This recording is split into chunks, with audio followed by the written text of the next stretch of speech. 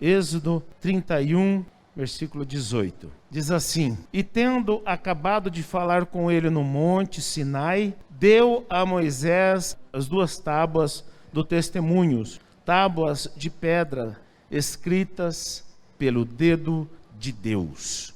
Essas aqui são as primeiras tábuas, né? Moisés havia preparado as tábuas, subido ao monte, para que ali o Senhor desse então os seus estatutos, escritas pelo dedo de Deus. Eu achei interessante esse termo, escritas pelo dedo de Deus.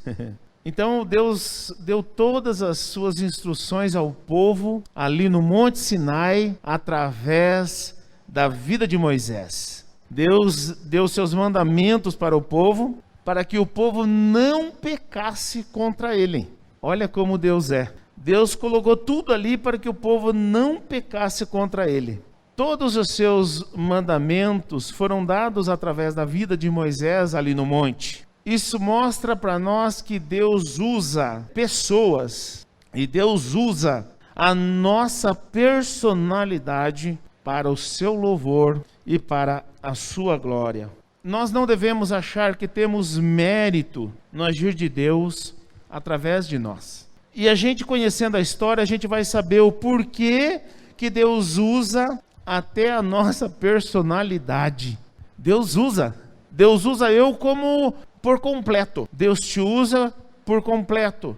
Deus usou Moisés por completo. E se Moisés não tivesse a personalidade que tinha, ele arregaria, como diz no populacho. Porque nós vemos que o Arão, né, que não teve a preparação que Moisés teve, ele, no momento que ele foi confrontado pelo povo, ele arregou, ele cedeu.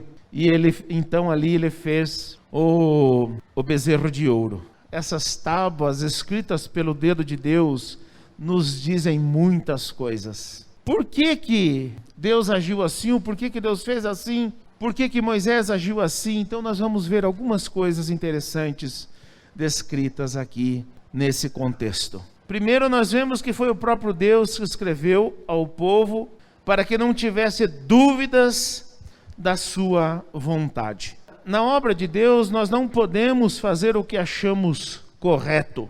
Nós precisamos seguir o que está escrito. Moisés era um homem de Deus, preparado por Deus, mas mesmo assim, Deus deixou por escrito, em tábuas de pedra, para que fosse seguido rigorosamente aquilo que ele propôs para o povo.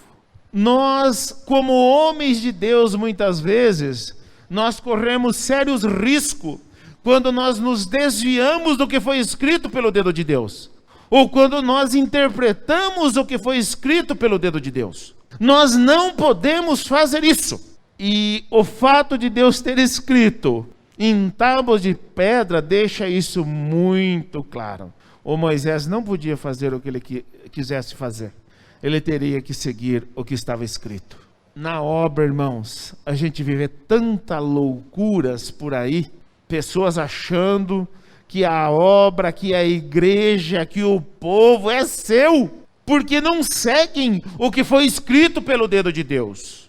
Eles querem seguir os seus próprios desejos, os seus próprios anseios, aquilo que eles querem ou planejaram para uma carreira sacerdotal. E o povo se perdendo. Não foi à toa que os mandamentos foram escritos pelo dedo de Deus em tábuas de pedra. Eles não podem ser alterados. Eles não servem para cumprir nossos caprichos. Ou é do jeito de Deus, ou não é.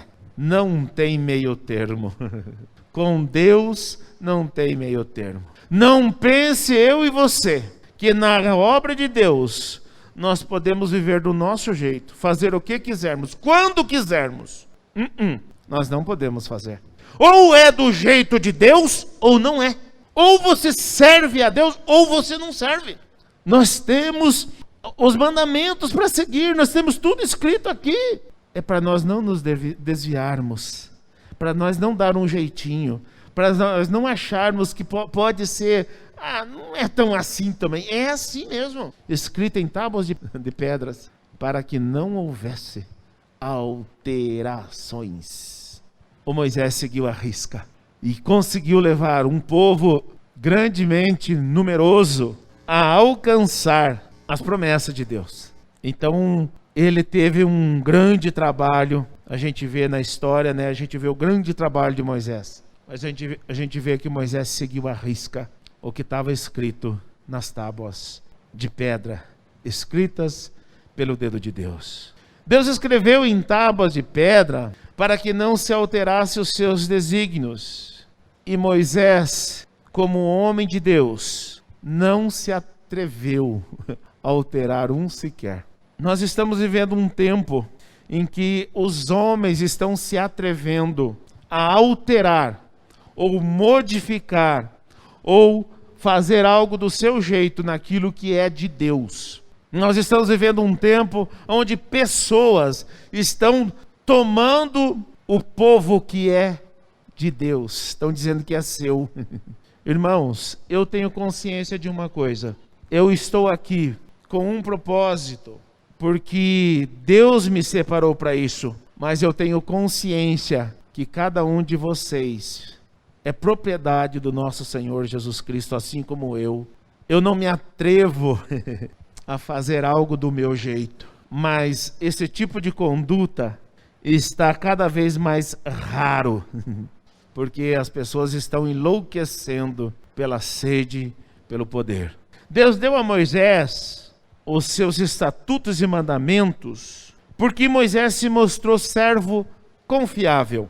É na nossa trajetória de vida que nós nos mostramos confiáveis ou não. O tempo e as dificuldades que nós passamos é que apontam se somos confiáveis ou não. O chamado de Moisés não foi quando ele fugiu do faraó.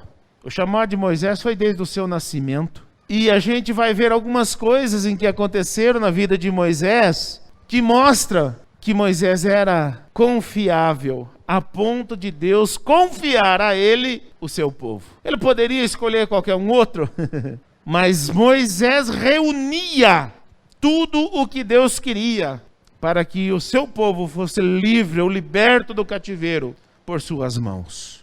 Ninguém é colocado na liderança do povo de Deus por sua própria vontade. Nós vemos o próprio Moisés relutando na hora de assumir então aquele povo. Nós vemos como foi a luta de Moisés. Ele não se achava digno, ele não se achava bom, mas Deus o escolheu. Então Deus providenciou de maneira especial, primeiro, um povo para si, o seu povo. Ele preparou, ou ele providenciou de maneira especial, um servo para libertar o seu povo. E ele preparou de maneira especial as suas leis para conduzir o seu povo. Quem conduziu o povo no deserto foi as leis de Deus. Apesar de Deus ter usado Moisés para transmiti-las, quem conduziu foi as leis de Deus. E Moisés, servo fiel, seguiu à risca aquilo que Deus queria que fosse feito.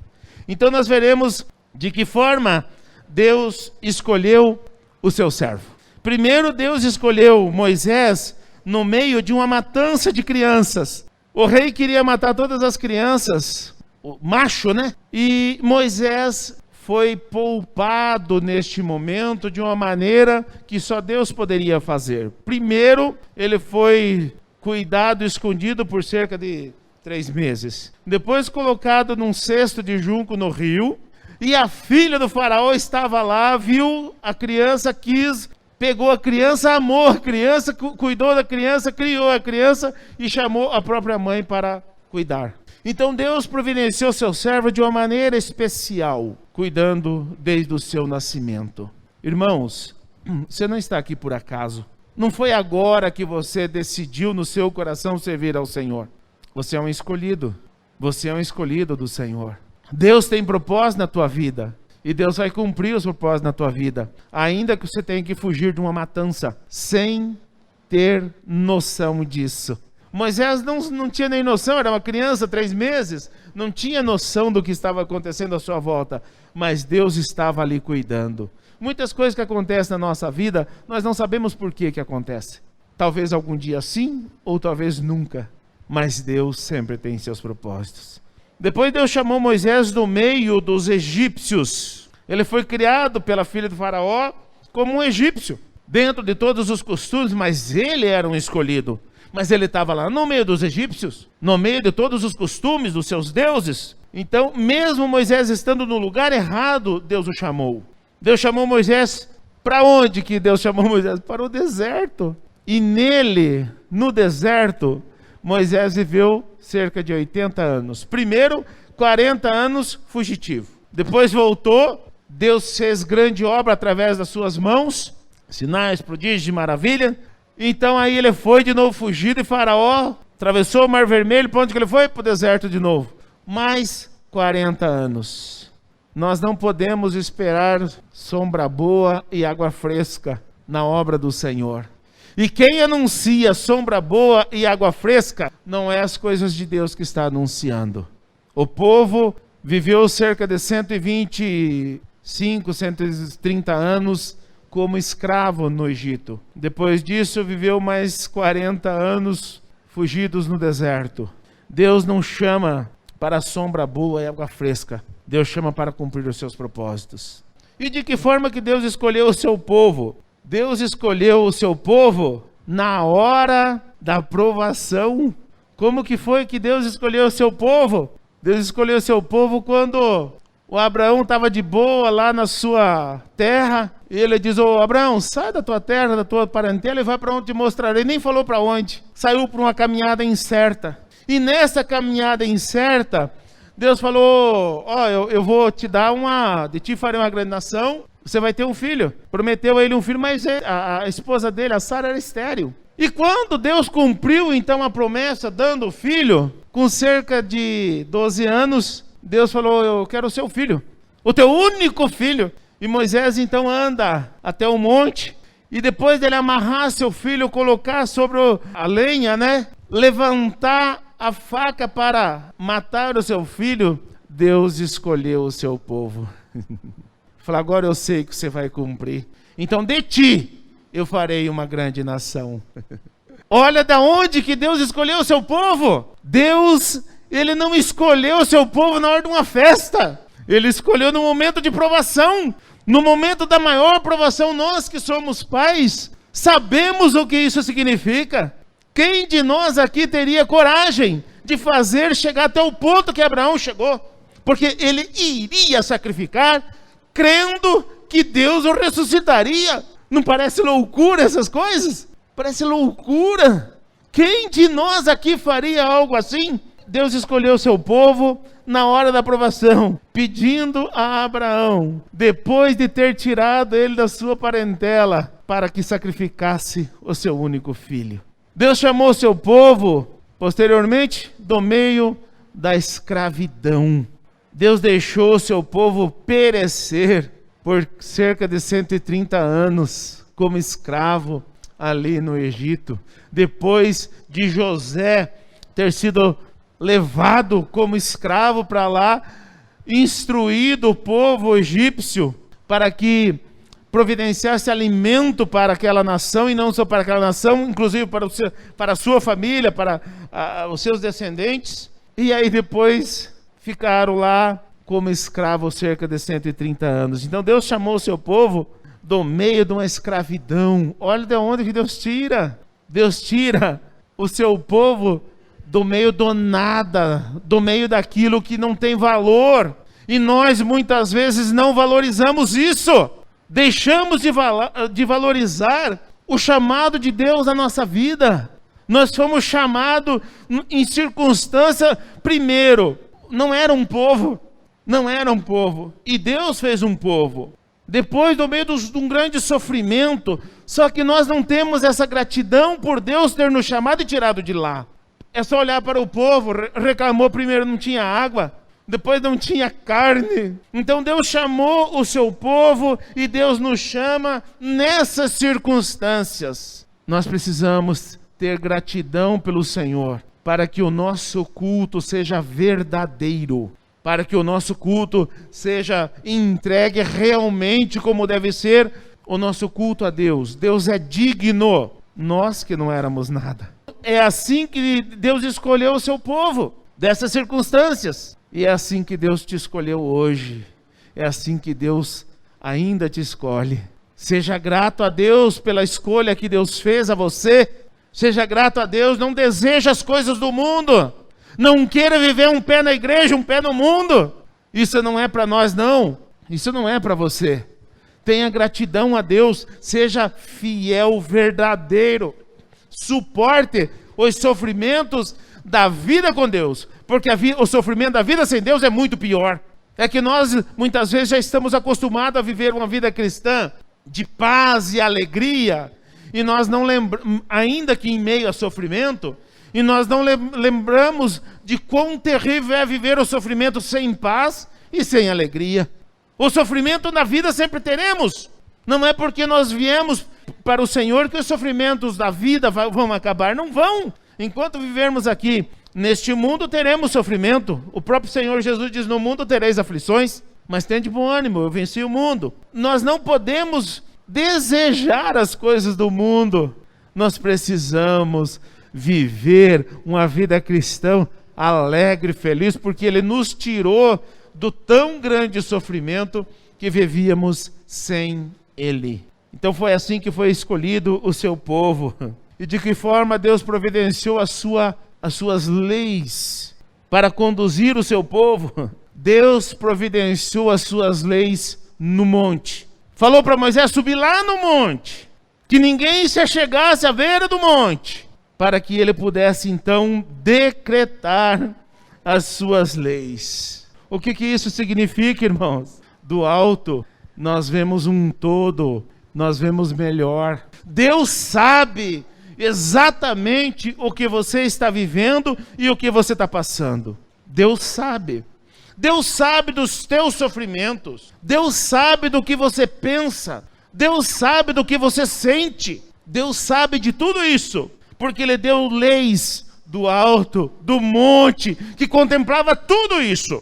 Ele sabe o que você passa.